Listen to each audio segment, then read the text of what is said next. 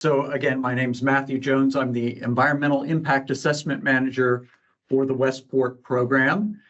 And I think I really enjoy sessions like this because a lot of people don't interact with the EIA process more than potentially once, sometimes never. And it can be a confusing process if you don't have a little bit of background and a little bit of understanding how to productively input into the process. I mean, one of the great things about the way the EP Act is framed is it's really predicated on public comment on proposals to help inform the EPA board process.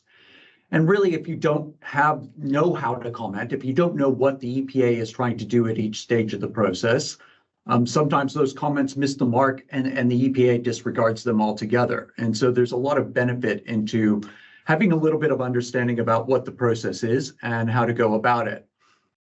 So a little bit of background here. The EPA was formed under the Environmental Protection Act of 1986.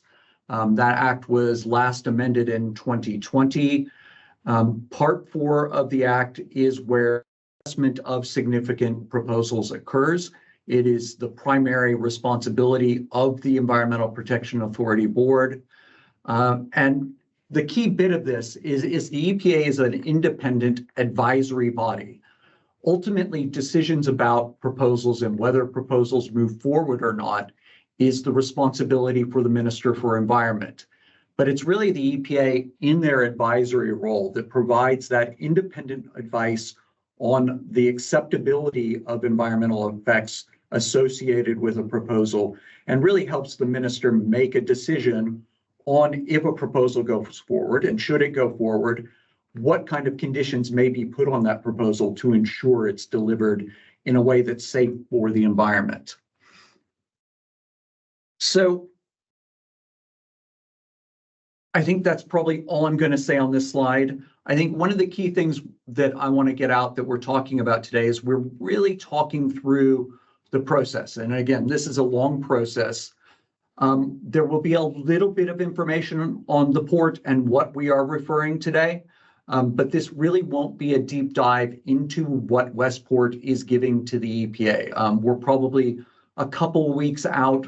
Well, we're days out from actually giving the documents to the EPA, but I would say we're not looking at a public comment period on the referral until sometime in the March timeframe. So this is a little bit of preliminary information, and I think Luke and I have agreed that we will probably try and do a second session where we actually go through the sections of the environmental referral document to really talk through what we've referred to the EPA.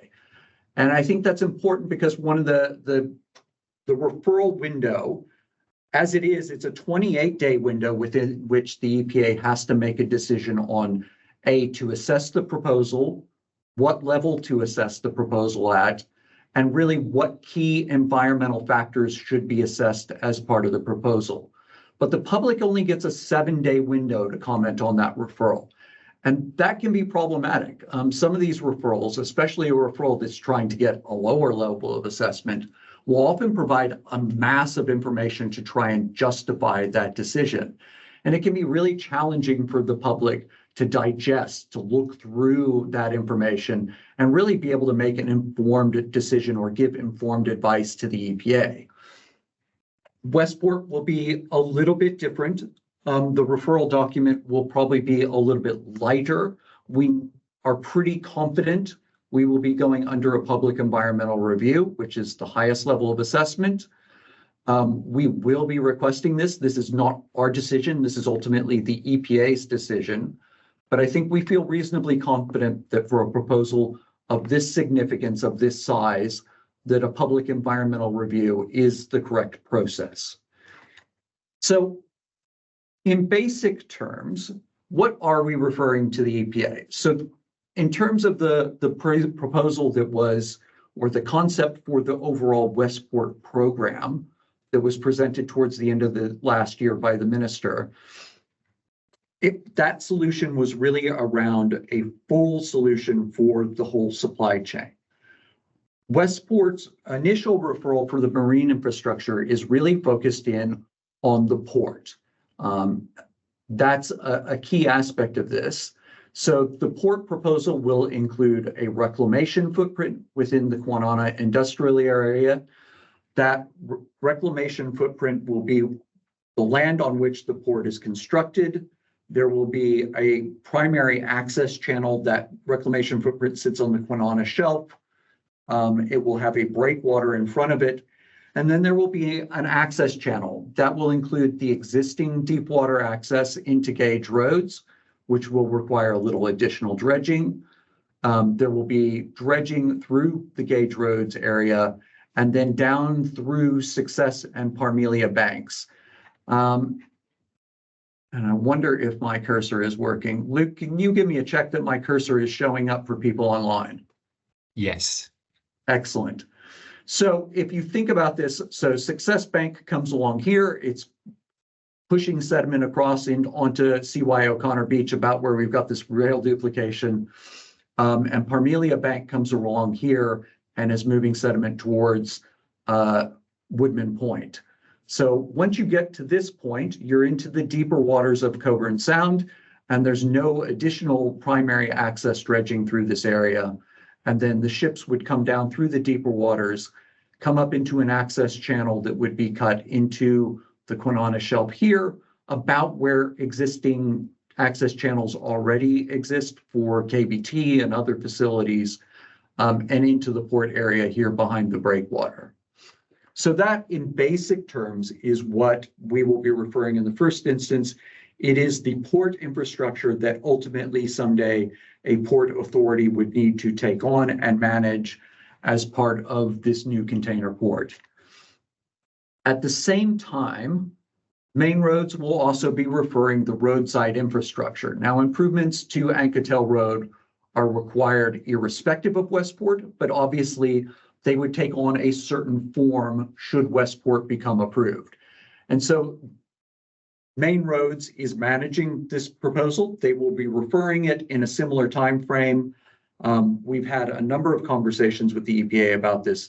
The EPA believes that given some of the integrations and some of the overlap between these two proposals and how they interact with each other in an ultimate form, that they should be referred and publicly advertised at the same time. So that is what will be happening. So when I talked about referral, there were two aspects, one of which I've kind of already said we think we've addressed in the level of assessment. So, well, the first question is, should it be assessed? I think that's certainly so. I think we fully expect for a proposal of this size, it will be assessed. We do believe that that assessment will be a public environmental review. And then it becomes a conversation about what are the key environmental factors that are material to this particular assessment. We are pretty confident we will be assessed on all of the marine factors that the EPA assesses. There will additionally be some terrestrial factors that we're discussing within the last mile area of the port that exists between the beach and Rockingham Road to a certain degree. And then there will be a number of other factors, including potential contamination that exists within the Kwinana industrial area. Groundwater, we will be close to groundwater at this area where we're close to shore. And then social surroundings, including the noise context, visual and aesthetics, and heritage considerations, both historical heritage and Aboriginal heritage. Once we get past this discussion of the factors at the referral stage, all of these factors are assessed under the mitigation hierarchy. And this is a basic framework for how the EPA assesses projects, and really a construct around where you look at the impacts of the project and the loss and the significance of the impacts associated with such a project. Now, this is obviously kind of an overview of how the mitigation hierarchy works. I think one of the things I would say about this figure is, even though each of those bits of avoiding, minimizing, rehabilitating are all kind of relatively equal in this figure, I think one of the key things we like to try and do is do more of the avoidance. From my perspective, the bigger that avoid bar is, the closer we're back to no net loss. The closer we're back to a place where we're minimizing less impacts. And this is something Patrick hinted at when he spoke about the project last week, in some of the ways we've selected the preferred alternative and some of the siting of the preferred alternative. And I'll turn around now because I've got the picture, I should probably use it. Given that the preferred alternative sits closer back towards the end of James Point, allowed us to move the port away from areas of seagrass that exist here, that exist now the other side of the breakwater on the Quananana Shelf, that are important habitats for snapper, for dolphins, for a number of fisheries. And at key importance is that protection of seagrass that is remaining in Coburn Sound. There's been a long history of pollution of other water quality factors and of losses of seagrass in Coburn Sound that we really want to not contribute to. And as Patrick would have mentioned last week, one of the things we have been able to do in this first instance is the port as it's cited today does not actually encompass any existing areas of seagrass. Now that still means we need to think through impacts like dredging and other factors that could impact seagrass. But again, that ability to do more avoidance now gives us more ability to then minimize impacts, to reduce our impacts, to get closer, because I think we anticipate, given the size and scale of this project, that there will be a certain amount of offsets. But the more you can minimize those offsets, the more we can start to do things around seagrass rehabilitation and other things, allow those offsets to maybe start pushing into the area where we reach out to Westport goals of trying to get towards a net gain scenario and not just no net loss.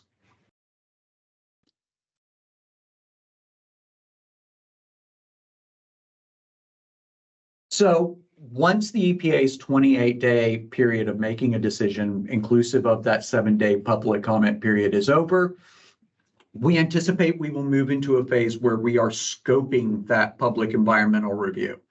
And this is one of the places where there were some changes in the Act in 2020 that allowed the public to engage in more parts of the EPA's process, and scoping is definitely one of those.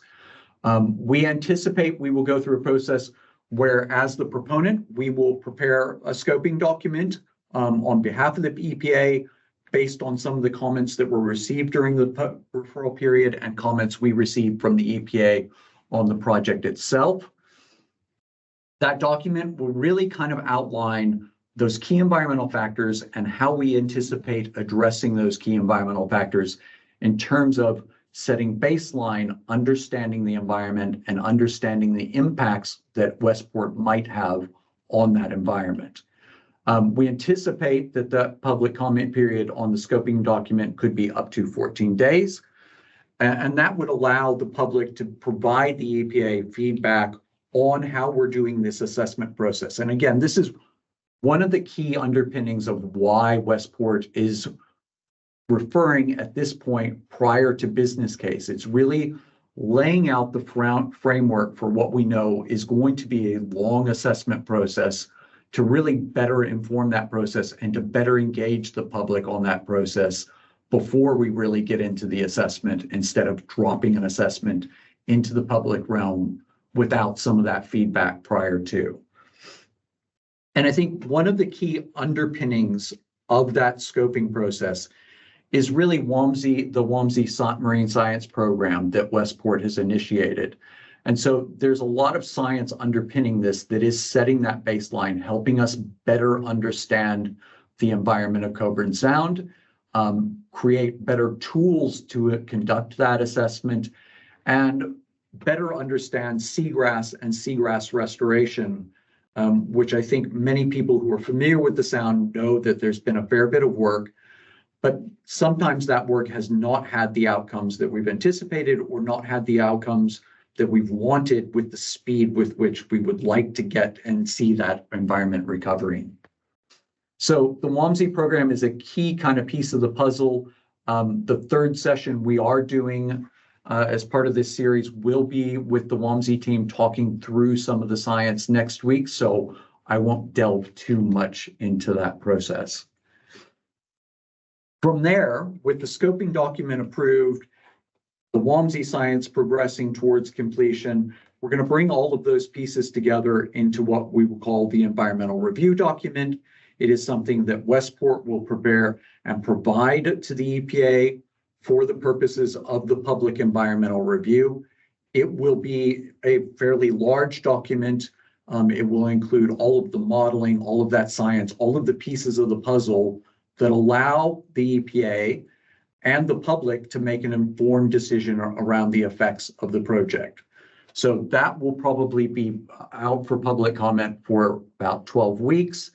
That will allow the public the time to read the document, allows the EPA the time to read the document, and to bring in public submissions on that environmental review document. So Westport will then, the EPA will kind of say, these are the key themes, this is what the public has commented on. We will intake that information and really provide our responses back to the EPA. And the EPA, we anticipate, will probably release those responses for public review. There won't be so much a public comment period, but the public will be shared the Westport's responses to that. And again, with all the work that has to go into this, we're probably looking about the middle of 2025 before this public environmental review process occurs. From there, the EPA will then take all of this information we've provided, all of the work, the PER, the public's comments on the PER, and they will put together their report of recommendations. The EPA's assessment will look at the acceptability of the proposal. It will essentially be the EPA's recommendation to the minister on whether or not the project is acceptable to approve. That document will have a 21-day appeal period on the report, and only after that process is complete would the state minister be in a position to make an official determination on whether the project should proceed or not. I would also note at this stage, the process we're undergoing, we are anticipating doing a bilateral assessment process with the Commonwealth. The Commonwealth has its own process under the EPBC Act. There's a little bit of different matters associated with that we will probably get into later. But that really allows the bilateral assessment process will then allow the federal minister to make a decision using the assessment information we have provided to the state and a final determination on the project. So to recap, I think probably the key periods we're really trying to elucidate for the community at this stage is that we've got a couple of key engagement opportunities that are coming up in the very near future.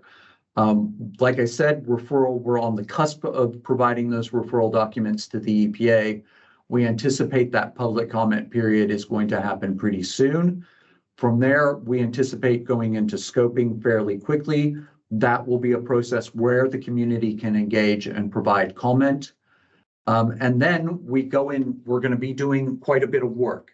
And so that next step, we will obviously be updating the community throughout that period, but it will probably be mid-2025 before the actual PER process occurs, and then probably not an actual approval on the project until sometime in 2026. And with that,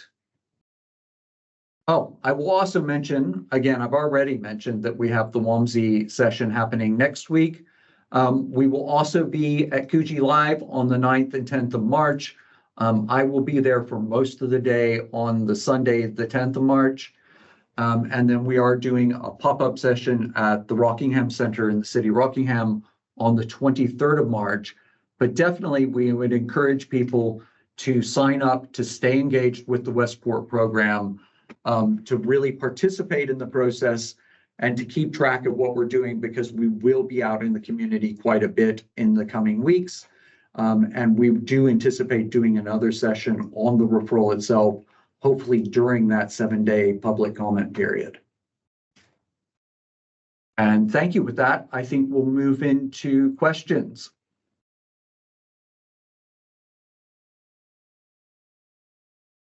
At this point, no questions in the chat. If you've got something, a burning question, feel free to punch it into the chat, and Matthew will address it. I was going to say, I didn't cover everything that well. There has to be a question.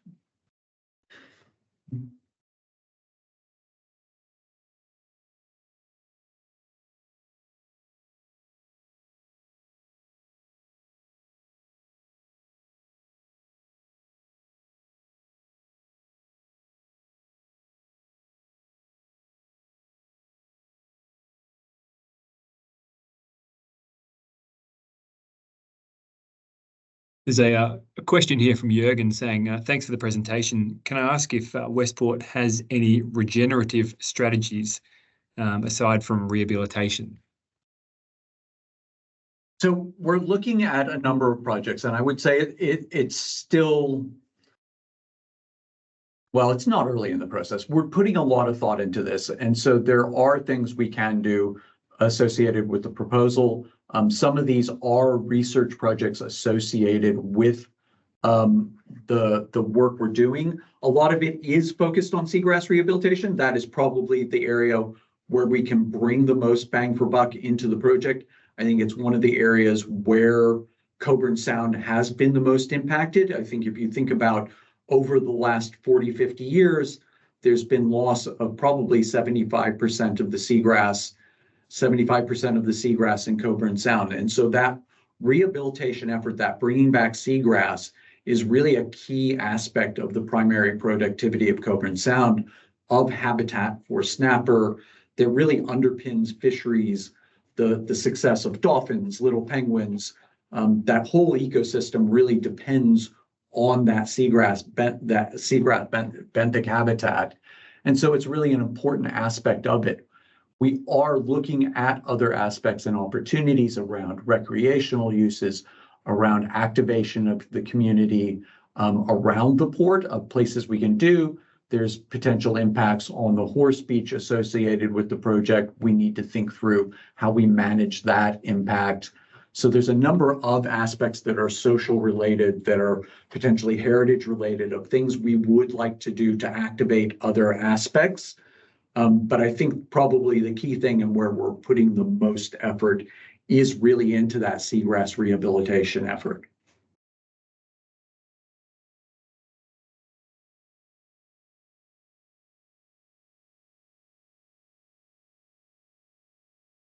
Last call for any more questions.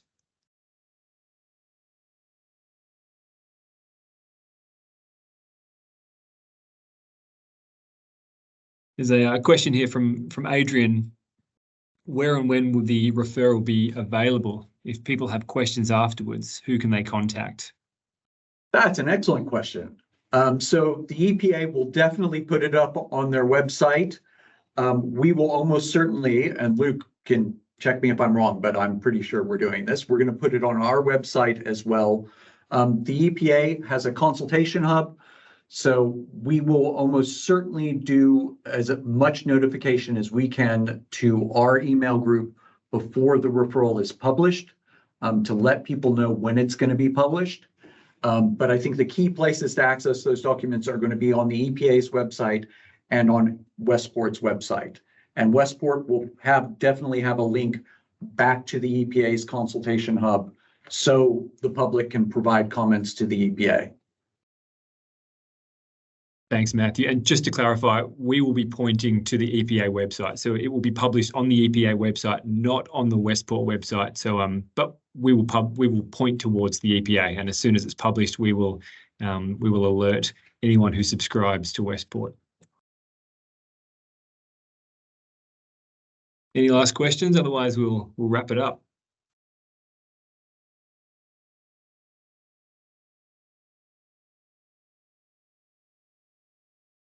Okay, great. Thanks, everyone. Appreciate your time. We'll make the recording of this session available. We'll be sending it out shortly. And as Matthew mentioned, next week we'll have Luke Toomey from WAMSI talking about the partnership between WAMSI and Westport. Thanks all.